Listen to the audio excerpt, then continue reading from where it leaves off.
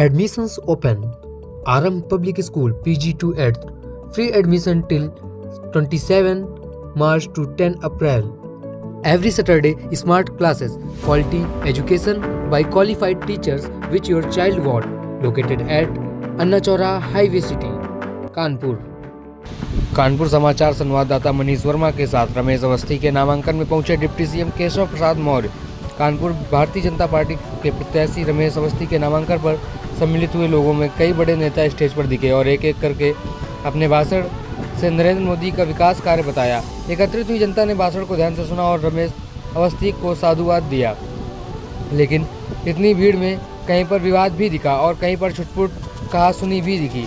कानपुर के सांसद सत्यदेव पचौरी भी कार्यक्रम में सम्मिलित होने आए, जबकि एक मीडिया वाले ने उनसे बात करने की कोशिश करी तो उन्होंने माइक में हाथ भी मार दिया और आगे चले गए। कुछ मुस्लिम समुदाय के लोग बीजेपी का झंडा लेकर मंच की तरफ बढ़े तो उन्हें मंच पर आने के लिए आग्रह किया गया।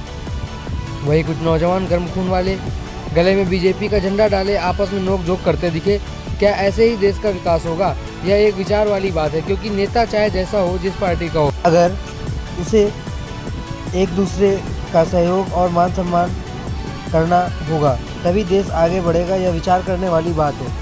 सूत्रों के मुताबिक मिली खबर। धन्यवाद। जो कार्यकर्ताओं का उत्साह देखा और जब वो कानपुर आए तो उन्होंने तय कर दिया, उन्होंने कहा आज उत्साह देखकर मैं आज ही घोषणा की दे रहा हूँ कि हमारे दोनों प्रत्याशी भारी बहुमत से चुनाव जीत रहे हैं। बात हो रही है बाहर के आ गए जी नहीं, बाहर की बात नहीं, मैं ये जानना चाहूँ अगर विकास की बात की जाए तो कानपुर अभी भी बहुत सी जगह पिछड़ा हुआ है, उसके विकास के लिए आप क्या करें? देखिए, ऐसा है, विकास के लिए पूरा एक एजेंडा है। माननीय प्रधानमंत्री जी ने विकसित भारत का सपना देखा है, उसी विजन को आगे बढ़ाते हुए हमने भी विकसित कानपुर का सपना देखा। हमने नहीं, हमारे जितने हमारे विधायक गण हैं, हमारे सुरेश अवस्थी हैं, महेश त्रिवेदी जी हैं, हमारे अध्यक्ष जी हैं, सलील जी हैं, हमारे दीपू पांडे जी हैं, प्रकाश पाल जी, हम लोगों से निरंतर ये बात करते हैं कि इस बार हम जीतने के बाद हमारा पहला एजेंडा होगा कि एक विकास का संपूर्ण मॉडल कानपुर का तैयार हो। उस विजन के साथ कानपुर जो कारखाने बंद हो गए, क्या उनको फिर से जो है संचालित किया जाएगा? रोजगार के अवसर के संपूर्ण विकास की तैयारी हो रही है, विकसित कानपुर की तैयारी हो रही है और आप देखेंगे जो इसका पुराना गौरव और पुराना वैभव था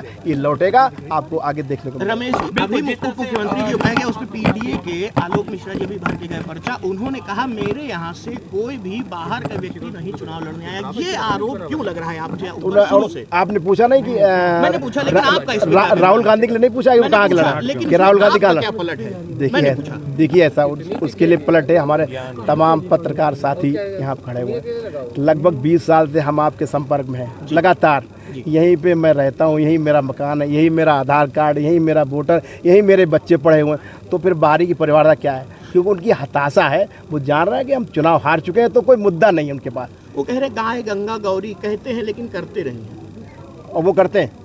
आपका क्या कहना है? हम लोग जो हमारी सनातन की विचारधारा है उस पर हम पूरी तरीके से जो सनातन की विचारधारा के अनुसार ही हम लोग चलते हैं। हाँ भाई, चलो भाई।